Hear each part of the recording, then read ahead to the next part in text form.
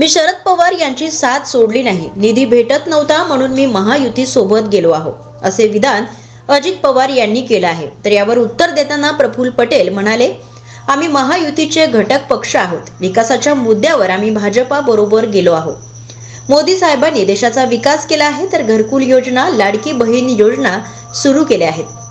अजितदादा बोलले, आम्ही विकासासाठी महायुतीमध्ये जुळलो आहोत, तर मात्र शरद पवार यांची साथ सोडली नाही या विषयाला प्रफुल्ल पटेल यांचं घुमजाव केलं असल्याने आता राजकीय वर्तुळामध्ये जोरदार चर्चा रंगली आहे की राष्ट्रवादी काँग्रेस पक्ष महायुतीचा एक घटक आहे आणि आम्ही सरकारमध्ये अजितदादाच्या नेतृत्वामध्ये सामील आहोत।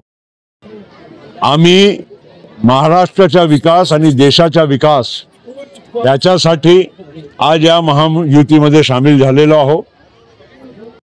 नरेंद्र मोदी साहेबांनी केलेल्या 10 वर्षाच्या कार्य आणि महायुतीमध्ये पण आज असून जे असंख्य विकासाचे काम झालेले आहे, लाडकी बहिणाचं एक उदाहरण आहे, पण त्याशिवाय पण मोदीजीच्या घर सन्मान निधी देण्यापासून आमच्या सरकारने आमच्या या भागामध्ये शेतकऱ्यांना बोनस देण्यापासून आज अनेक योजना विकासाची या महाराष्ट्रामध्ये आणि आमच्या गोंदिया जिल्हा, भंडारा जिल्ह्यामध्ये ते चालू आहे।